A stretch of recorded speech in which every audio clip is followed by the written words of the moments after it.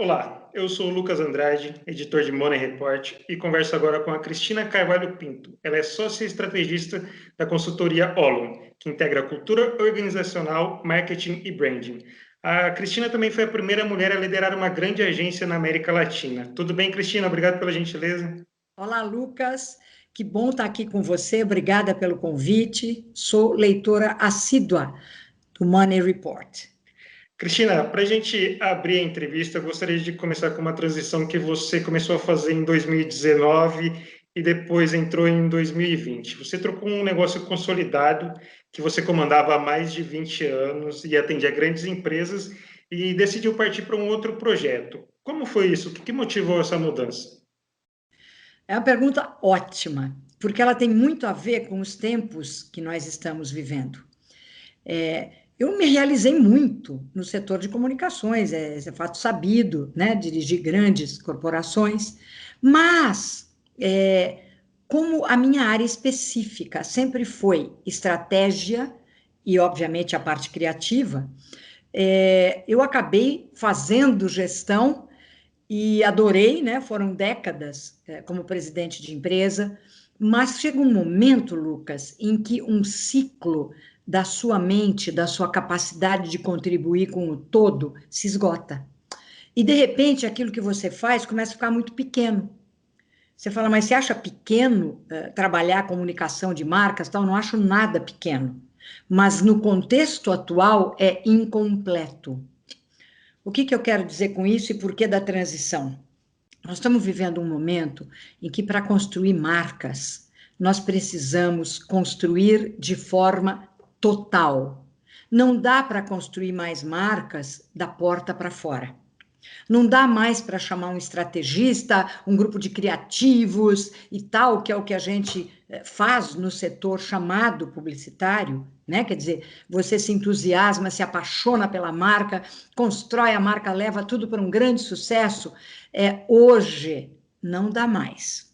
Hoje a sociedade está cobrando outras coisas e isso é muito positivo. A sociedade quer saber o que acontece, não é só com a marca, porque a marca é uma interlocutora, ela é um ser vivo que faz interlocução direta entre aquilo que a empresa produz, seja produto, seja serviço, e aquilo que eu, dentro da sociedade, você pode querer atrair ou não. Então, eu sou o seu possível cliente, tá certo? Então, a marca é interlocutora, ela fala comigo. Produto é uma coisa que não fala. Só que hoje, a marca, para poder falar com alguém, esse alguém precisa saber o que está acontecendo por detrás desse discurso. As pessoas, felizmente, estão cobrando isso, Lucas. Portanto, eu que sempre fiz uma opção, e acho que o meu nome no mercado foi construído muito sobre esse tripé, né? Estratégia, criatividade e consciência, né? E consciência, para mim, hoje, está muito ligado ao mundo do ESG, que é uma palavra que você sabe, ela é muito antiga, agora ela está na pauta, que bom, mas a expressão ESG, se a gente quiser falar em inglês, nasce em 2005, né? Dentro de uma reunião de 20 instituições financeiras preocupadas com a proteção do capital. E nasce sob vamos dizer, a mediação da ONU. Depois isso foi colocado na gaveta e tem 10 mil nomes para a mesma coisa. Agora o nome voltou à pauta como ESG, né? Então, para construir marca, Lucas, hoje, você precisa entender da raiz. Daí a necessidade, que eu senti muito grande, de ampliar minha contribuição no mundo das empresas. É de passar de estrategista de marca para partícipe de um grupo, de uma consultoria, em que nós mergulhamos no mundo interno, oxigenamos as raízes, a cultura. Se existe necessidade de gestão da mudança, o nosso sócio, que é o Paulo Monteiro, é um craque, né? Tem livros escritos, 2 vezes eleito o melhor professor de MBA da GV. O Paulo ele é o líder meu e do nosso outro líder, que é o Sérgio Domânico, que é um grande craque na área de marketing, foi até meu cliente, por isso que eu fui capturá-lo, ele é brilhante. Então, nós vamos entrar no mundo interno, nós vamos conhecer essas raízes, nós vamos buscar ajudar nessa oxigenação, para depois, sim, essa seiva que brota legítima, que ela possa se expressar através das marcas. Aí nós vamos ter as marcas mais poderosas para os tempos que nós estamos vivendo. Foi assim que nasceu a Olum, já que você perguntou, ela vem do conceito grego de olos, né, que é com H, e Olum, com L-L-U-N de navio, é justamente totalidade. Então, esse conceito da totalidade é condição sine qua non hoje para a construção de marcas fortes. Por isso que essa migração me faz tão feliz. Então, só para a gente entender essa transição, quando você estava nesse processo ainda lá em 2019, ainda não tinha pandemia, mas como você bem destacou, tinha já o crescimento dessa agenda ESG. Eu acrescento também aqui um outro termo, né, que é o capitalismo consciente. A gente vê muitas marcas também envolvidas que acaba sendo a mesma coisa. Teve alguma influência da pandemia agora com a Olum? Esse plano foi adiantado, foi atrasado? Teve algum impacto? O que a pandemia afetou nessa sua transição? Olha, na minha, sinceramente, não afetou nada. O plano de fazer essa transição, como você bem mencionou, antecede a pandemia, né? A transição aconteceu antes da pandemia, e eu acho que a pandemia, o que ela realmente faz é ajudar na conexão de pessoas, de especialistas, de empresas como a nossa, na ajuda a empresas, porque as empresas estão num impasse. A pandemia, ela explicita situações que já não são mais sustentáveis. Então, eu venho de uma experiência muito grande com o eixo da sustentabilidade. Você, como jornalista, certamente se lembra que em 2007, mais ou menos, eu trouxe para o Brasil a plataforma Mercado Ético, em sociedade com a grande economista inglesa, né, radicada nos Estados Unidos, que é a Hazel Henderson. E a gente ganhou 3 vezes o prêmio de melhor veículo de sustentabilidade do Brasil. Né? Hoje, inclusive, continua todo o material da plataforma, que ficou ativa durante mais de, acho que, quase 10 anos, como plataforma mesmo, como website, e agora no YouTube. Isso foi um aprendizado impressionante e nos levou a uma vinculação com grandes atores e autores internacionais desse universo, que teve diferentes nomes. Triple Bottom Line, responsabilidade socioambiental, enfim, o capitalismo consciente, agora já claramente endereçando que o capitalismo não é mais viável na maneira como ele está sendo vivido. Então, tudo isso acontecendo, para nós, a pandemia só ajuda, porque isso está gerando dentro do mundo corporativo um chacoalhão de, bom, e agora? Para onde eu vou? O que realmente é prosperidade nesse momento? Porque todos nós estamos buscando prosperidade. E o nosso cliente, e o cliente do cliente do cliente do cliente também. Então, é interessante essa conexão, né? A pandemia, neste caso, é um toque de despertar. Eu fiz essa pergunta para a gente tentar compreender como é o processo na cabeça de um empresário, de um empreendedor, como é o amadurecimento de uma ideia. Eu imagino que você, quando estava nesse processo de transição, nesse planejamento, não previa, não projetava uma pandemia, mas possivelmente uma grande transformação no mercado. Então, assim, para a gente entender, como você chegou à conclusão de que era o momento ideal para fazer essa transição? Fechar um negócio e começar um outro. Isso, tem um momento subjetivo e tem um momento objetivo.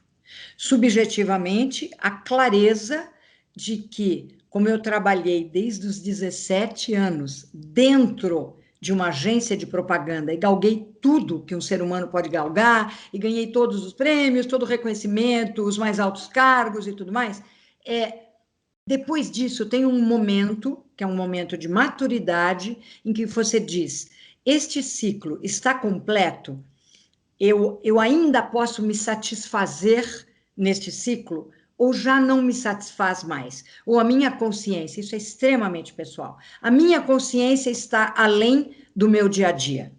Então, a minha consciência, eu percebi já muito antes da transição, ela avançou além do que o setor pode oferecer. Então, já não me satisfazia mais. Esse é um ponto subjetivo. Do ponto de vista objetivo, há bastante tempo, não é, Lucas, que a gente vem vivendo aquilo que Durkheim, por exemplo, chamou de anomia, que é um momento em que as coisas perdem socialmente, no construto social, as coisas deixam de fazer sentido. Então, não é de agora, não foi a pandemia que trouxe uma concentração completamente abusiva de renda, uma hipocrisia crescente na maneira de operar o capitalismo, um capitalismo que, aliás, não nasceu assim. Quem leu Adam Smith, quem leu o livro que antecede A Riqueza das Nações, leu o livro A Teoria dos Sentimentos Morais. Mas o capitalismo meio que jogou isso aí fora, destrambelhou e foi em outras direções. Então, não foi a pandemia que explicitou isso. Há bastante tempo, todos nós estamos percebendo as consequências de uma devastação ambiental completamente desgovernada, de um sofrimento, muitas vezes, completamente abusivo dentro do universo corporativo, que começa com o próprio CEO. Pessoas completamente estressadas, burnout, depressão, alcoolismo, suicídios crescendo entre executivos. Também não foi a pandemia que fez a multiplicação do suicídio dos jovens. Negócio gravíssimo. O nosso país, eu trabalho voluntariamente com o CVV, Centro de Valorização da Vida, há muitos e muitos anos. É assustador o crescimento de suicídio entre os jovens, porque eles olham e falam: isso é isso. Se eu me empregar muito bem, eu vou entrar num grande sofrimento. Se eu não me empregar, é a catástrofe final. Então, tudo isto já vem. Eu fiquei chocada quando eu vi o emergir e o crescimento de fenômenos como cutting. Eu nunca tinha ouvido falar nisso. E, de repente, os jovens, os adolescentes, se cortando para sangrar, porque a dor do sangramento físico é muito menor do que a dor profunda de olhar ao redor e se ver numa sociedade que não faz sentido. Então, há muito tempo que a gente precisa ir buscar de novo, dentro da corporação, fora da corporação, até porque não existem mais muros, as redes sociais derrubaram o velho conceito de intramuros e extramuros. Então, há muito tempo eu venho sentindo que eu posso ter um papel muito, muito mais útil nesse cenário. Porque, da mesma forma que existe esse cenário dantesco, existem milhares, milhões de pessoas com poder no mundo corporativo querendo fazer melhor, querendo fazer diferente e não sabendo por onde começar. Cristina, eu queria então entrar nesse lado do papel das marcas, o papel das empresas. Naturalmente, você precisou lidar com grandes crises financeiras, não só aqui no país, mas no mundo. Inúmeras transformações no mercado, principalmente mais recente com a internet e o avanço das redes sociais. Então, o que a pandemia está mostrando, está escancarando, é que houve uma desorganização, e a gente pode classificar a pandemia como o maior desafio para as empresas, para as marcas dos últimos tempos? Eu acho que sim, se a gente olhar de vários ângulos, é. Até porque não é só para as marcas, não é? Você vê o que está acontecendo com a fome, né?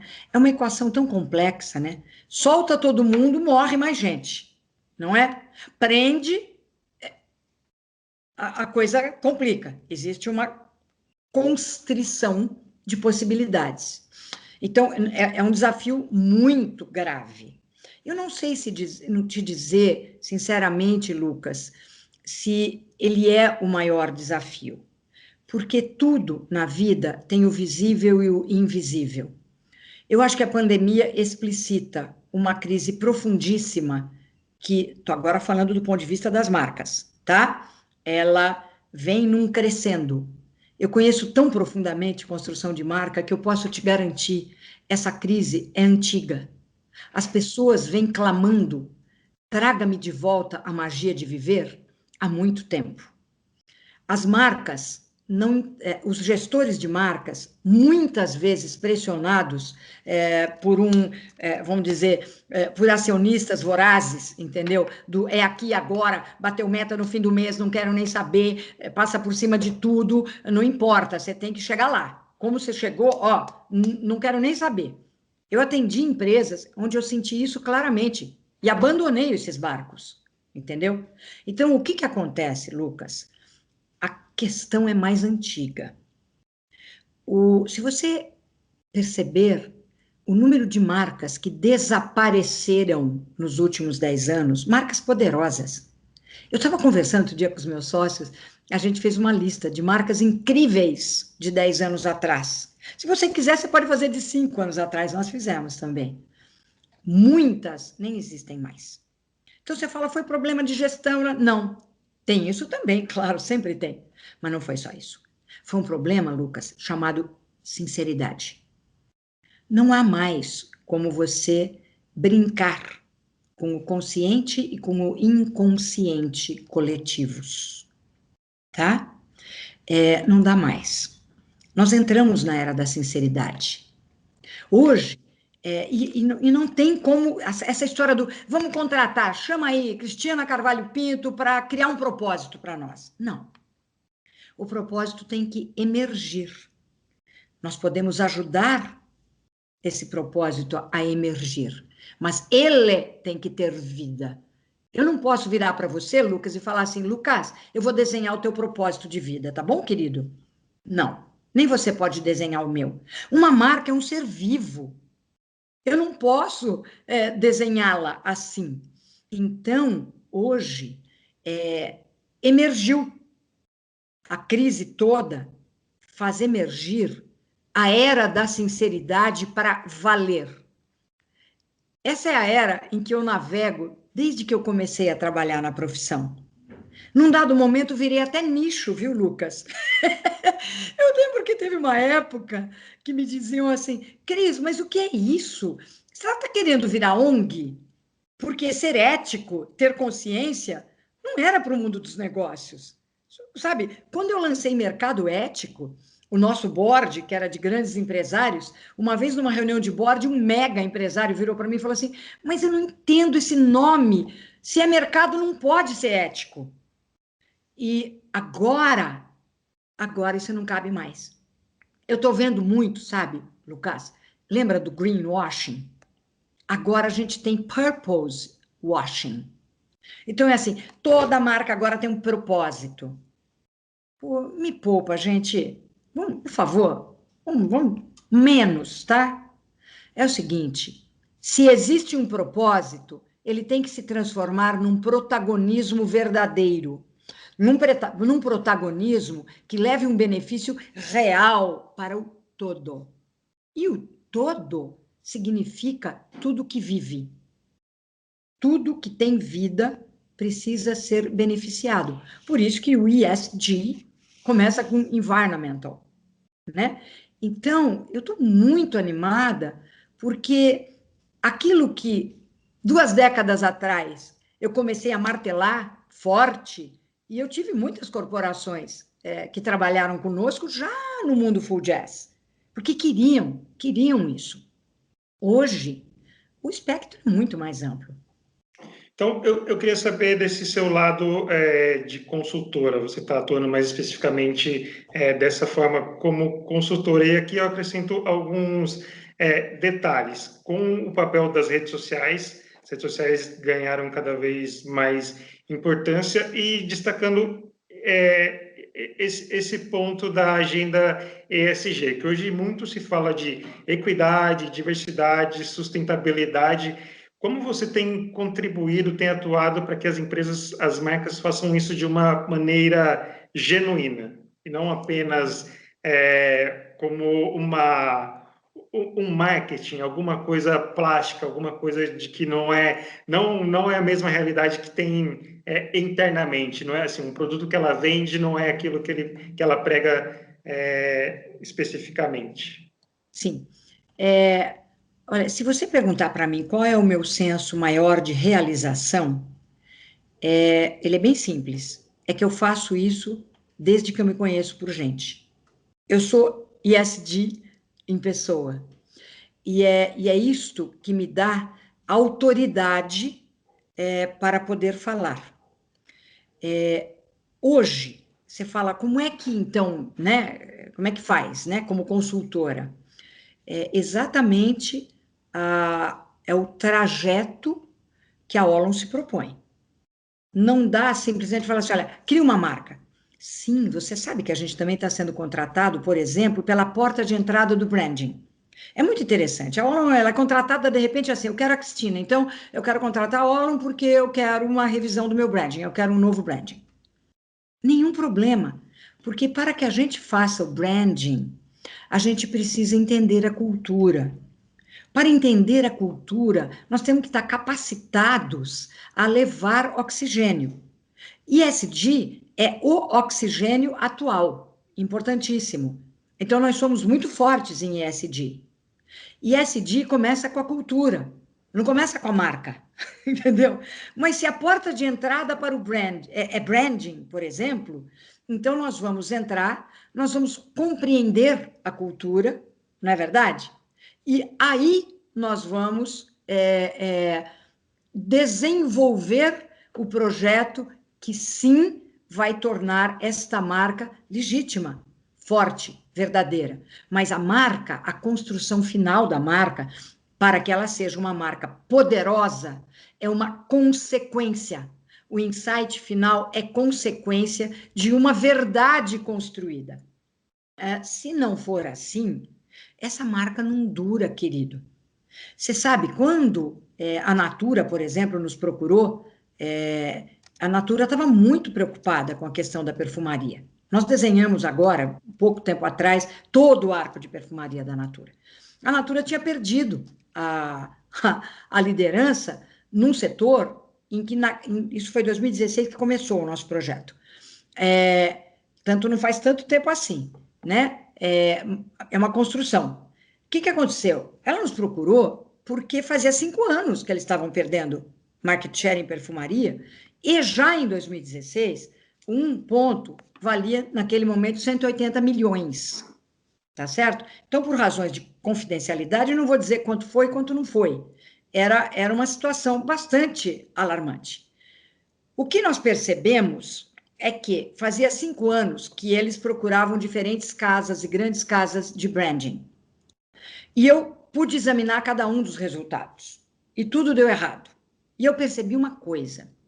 É muito perigoso você começar o branding pelo briefing do cliente. Olha, nós somos assim, esse é o nosso share, estão aqui nossos filmes, nosso não sei o quê, e bababá.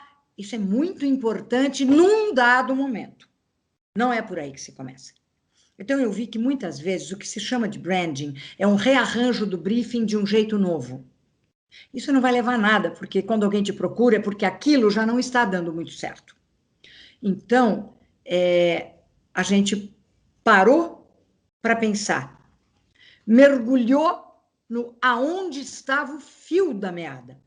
Por razões de confidencialidade e por respeito a esta grande marca, eu não vou dizer exatamente onde estava o fio, mas nós mergulhamos dentro da casa. Nós mergulhamos no mundo dos fundadores.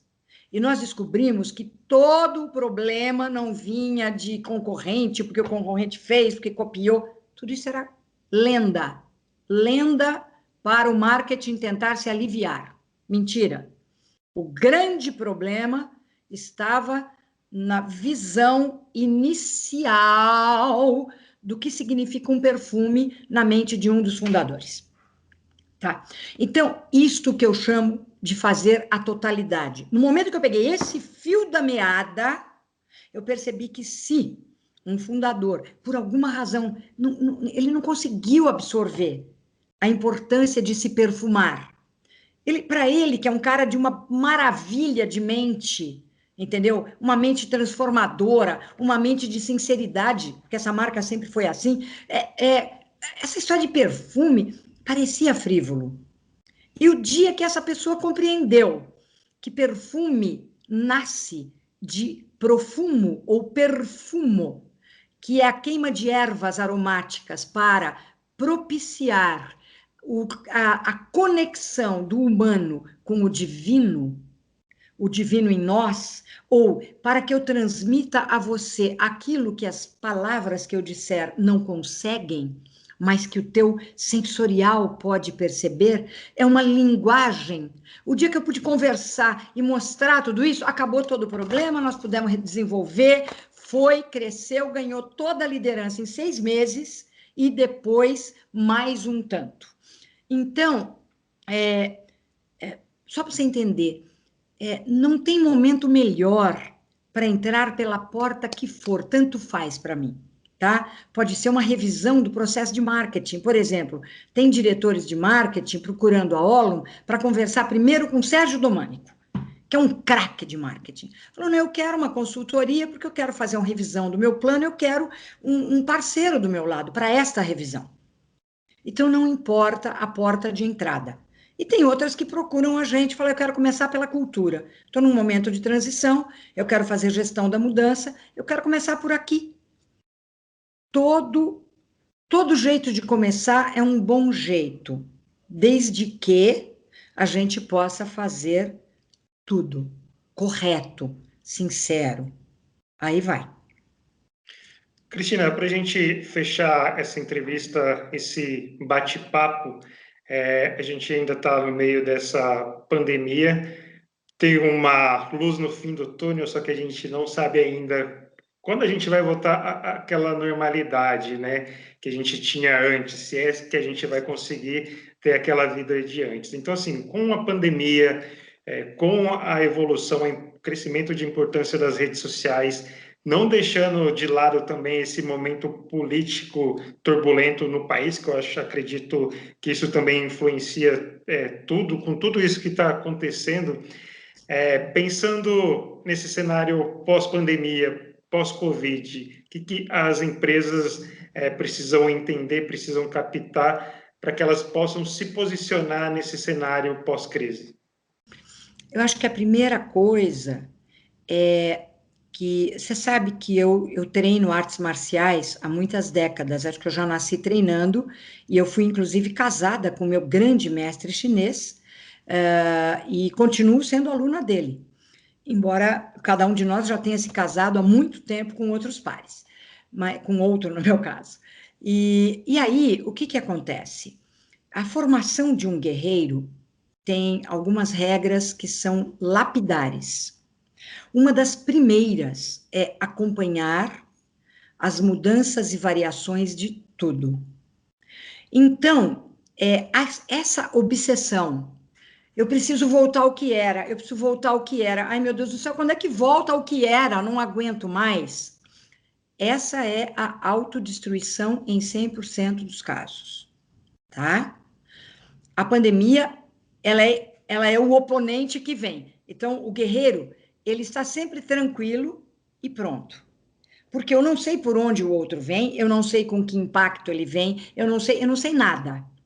Essa é a formação do guerreiro. Toda empresa deveria fazer a formação do guerreiro. Pensando até de fazer um curso, viu? Formação do guerreiro, falando sério, para Incompany. Porque acompanhar as mudanças e variações de tudo é lei básica do guerreiro. Então, primeiro, eu acho que você fez a pergunta assim, que as empresas, né, como é que elas têm que endereçar essa questão, vai voltar, não vai voltar, e se a gente volta quando ao normal? Não existe mais o ponto de referência do passado. Aquele normal não era bom. Ele poderia, sim, estar trazendo muito dinheiro, tá? Mas ele não estava trazendo nada do que se espera de um líder de verdade. Ah, mas trazia empregos e eu pagava meus impostos, que legal. Trazia doença, trazia depressão, trazia falta de autoestima, trazia gente se matando, trazia burnout, trazia mentiras para vender, mentiras para bater meta, como eu cansei de ver dentro de empresas, um monte de mentiraiada, aplique. Aquilo lá não era bom. Por que voltar para aquele normal e não perceber que nós, cada um de nós, é um mega oceano de possibilidades? Por que, em vez de ficar olhando só para os gráficos que baixaram, não olhar para o entorno? É do entorno que nasce o insight. Gráfico financeiro não tem insight. Gráfico é uma curva, faz tudo, sobe, desce, cai, zera. Gráfico não fala. Gráfico não tem alma. A oportunidade agora não é ficar olhando para o gráfico, e agora, e agora? Não. A oportunidade é olhar ao redor. Porque quando eu olho ao redor e descubro como eu posso ser útil a você, útil de verdade, a você, eu crio um elo com você. Eu começo a lutar por você. E sabe o que vai acontecer? Eu terei a tua reciprocidade. Cristina, muito obrigado, agradeço sua gentileza em conversar com a gente, Obrigada. esclarecer as nossas dúvidas, contar um pouquinho da sua carreira, sua trajetória, falar dessa transição e principalmente falar sobre esse cenário, esse momento que a gente está passando e isso, projetar para o futuro o que pode ser feito, o que pode ser vislumbrado. Eu tive um prazer enorme de conversar com você. Eu sou muito grata pelas tuas perguntas tão profundas, porque não dá para responder na superficialidade as coisas que você me perguntou. Então, eu estou grata por isso e contem comigo. A Money Report e as suas audiências. Obrigado mais uma vez. Money Report conversou com a Cristina Carvalho Pinto, sócia e estrategista da consultoria Olum. Obrigado pela atenção e até a próxima.